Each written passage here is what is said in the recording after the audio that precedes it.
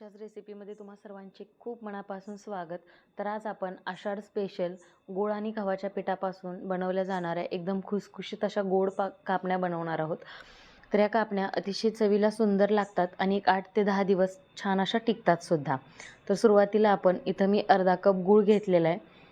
आता एक गोड कापण्या बनवतोय आणि त्यामध्ये गूळच वापरला जातो, तर अर्धा कप गूळ घेतलेला आहे। गूळ बारीक चिरून घ्यायचा म्हणजे तो पटकन विरघळायला मदत होते।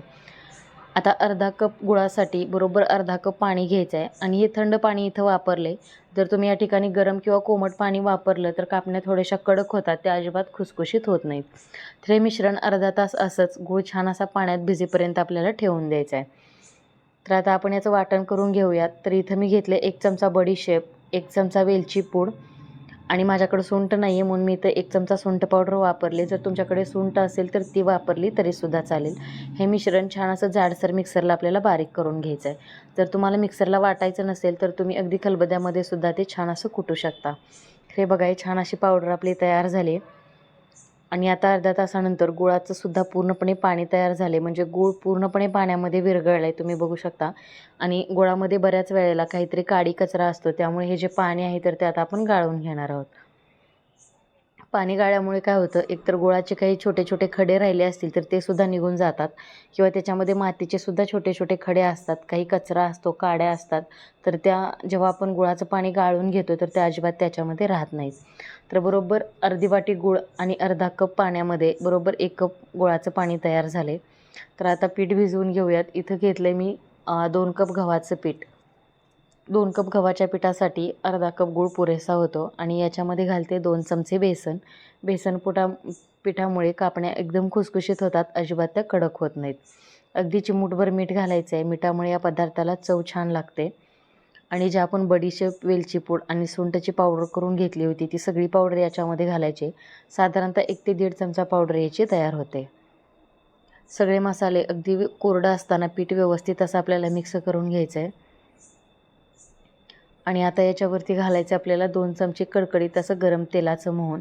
गरम तेल घातल्यामुळे एकतर कापण्या जास्त तेल पित नाहीत आणि ते एकदम खुसखुशीत होतात आणि तळण्यासाठी सुद्धा त्याला जास्तीचं तेल लागत नाही।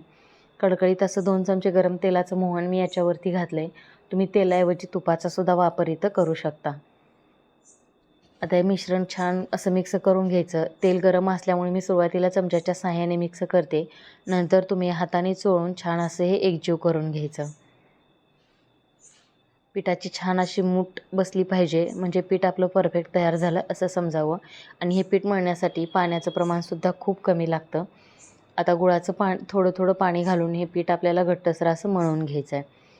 आता पीठ मळताना थोडासा वेळ लागतो, कारण याच्यामध्ये थोडंसं बेसन पीठ वापरलेलं असतं आणि गुळाचं पाणी असतं ते चिकट असतं, त्यामुळे ते मळताना थोडंसं जड जातं, पण छान असं घट्टसरच मळून घ्यायचं आहे।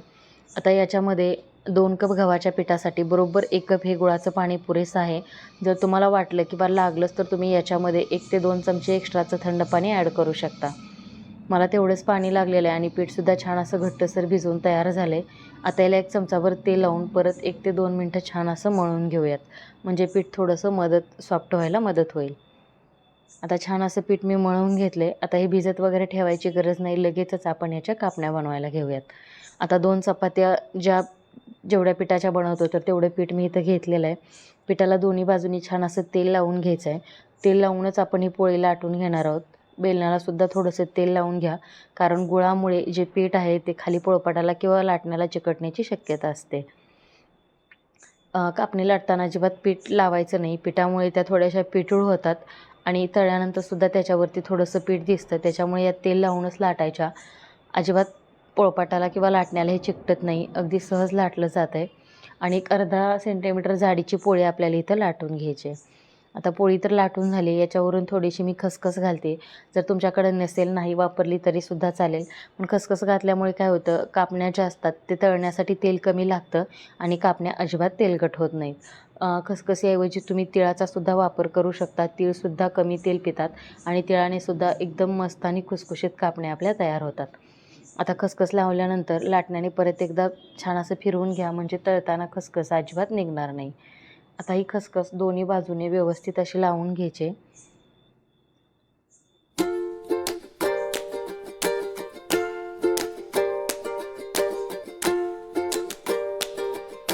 हे बघा अर्धा सेंटीमीटर जाडीची पोळी आपली इथं तयार झाली आहे. आता पोळी तर लाटून झाली आहे. आता आपण याच्या कापण्या कट करून घेऊयात. जर तुमच्या पोळीच्या कडा वगैरे काही चिरलेल्या असतील तर त्या तुम्ही काढून कट करून दुसऱ्या पिठामध्ये नंतर पोळी लाटताना त्या वापरू शकता. आणि छान असा कापण्याचा आकार देऊन आपण या कापण्या कट करून घेणार आहोत. ज्या आकारामध्ये तुम्हाला पाहिजे त्या आकारामध्ये तुम्ही लहान मोठ्या कट करू शकता. अगदी तुम्हाला प्रवासात नेण्यासाठी असो किंवा मुलांना खाण्यासाठी मधल्या सुट्टीत किंवा मधल्या वेळेत तर खूप अतिशय पौष्टिक या कापण्या आहेत. आपण यामध्ये मैदा वगैरे अजिबात वापरलेला नाही आहे. फक्त गूळ आणि गव्हाचं पीठ याच्यापासून या तयार केलेल्या आहेत.